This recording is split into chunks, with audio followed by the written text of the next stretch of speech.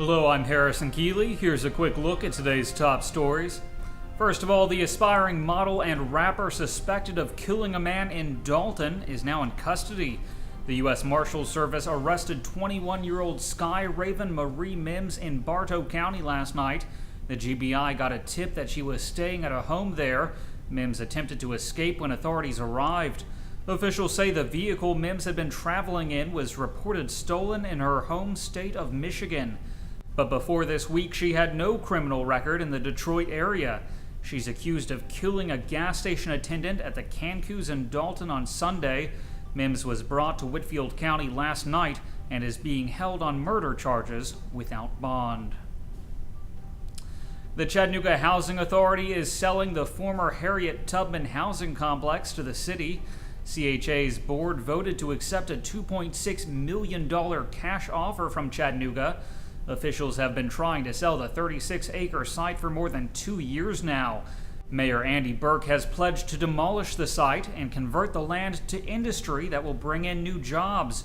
Before that happens, though, the City Council must give the deal final approval.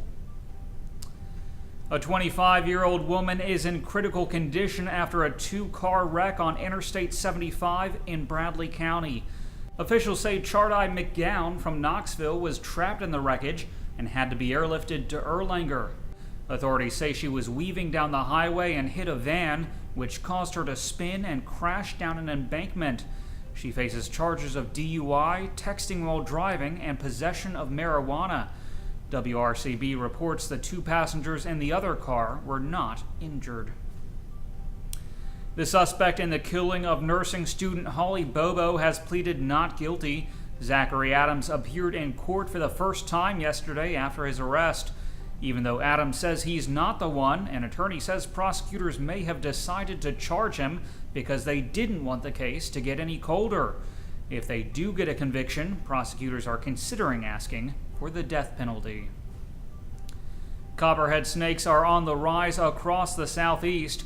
A new study says the venomous snakes are increasing because their enemy, the king snake, is in decline. The population of king snakes which eat copperheads has fallen in the south.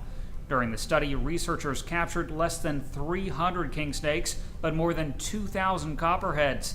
The study didn't look at the reason why the number of king snakes is declining.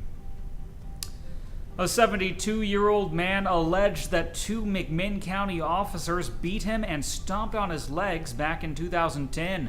French Jarrett sued the officers, Dale Murray and Jonathan Scott, for $2 million.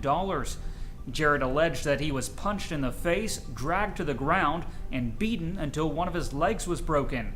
One of the officers testified that marijuana and crack cocaine was found in Jarrett's shirt pocket, but the elderly man denied having drugs, and his attorney said the officers planted the drugs on him after they realized they'd gone overboard.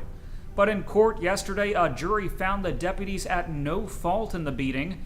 Murray still works for the McMinn County Sheriff's Office. Scott left to work at the Nyota Police Department, where he was involved in alleged police brutality with a different motorist the next year. He was later fired in 2013.